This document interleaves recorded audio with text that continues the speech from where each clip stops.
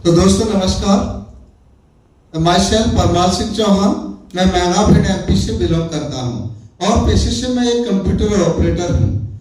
सौभाग्य की बात है कि कुछ समय पहले मैं एक ऐसी संस्था के संपर्क में आया जिसका मिशन है हेल्थ इंडिया वेल्थ इंडिया, यानी कि स्वस्थ भारत समृद्ध भारत। दोस्तों, स्वस्थ रहने की बात करते तो स्वस्थ हम कब रह सकते हैं जब हमें अपनी सेहत और बीमारी की पूर्ण जानकारी हो। हमारे बड़े बुजुर्ग कहा करते हैं कि पहला सुख निरोगी काया, दूसरा सुख घर में माया।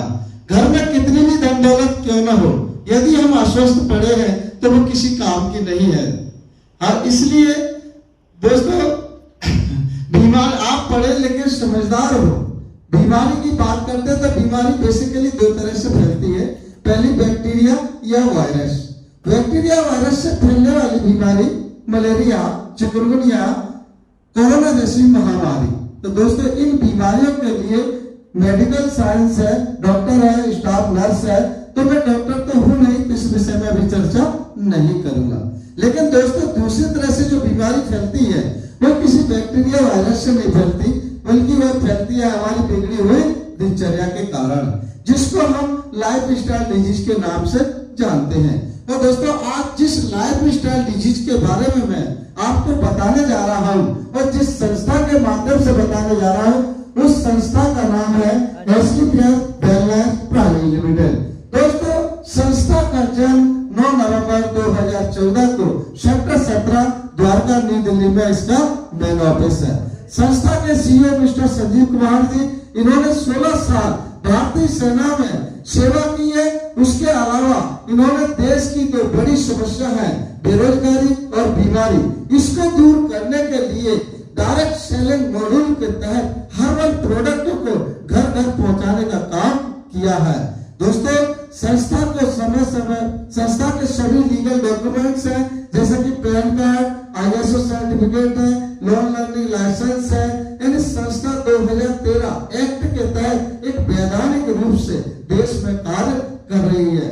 दोस्तों मैं बताना चाहूंगा संस्था को समय समय पर कई अवार्डों से भी नवाजा गया है, जैसे कोरोना सेनानी सम्मान अवार्ड, संकल्प से सिद्धि award, Indian greatest brand award, champion of सेप्टा अवार्ड, इंडियन आयोनिक का अवार्ड और भारत शौर्य अवार्ड भी संस्था को दिया गया है।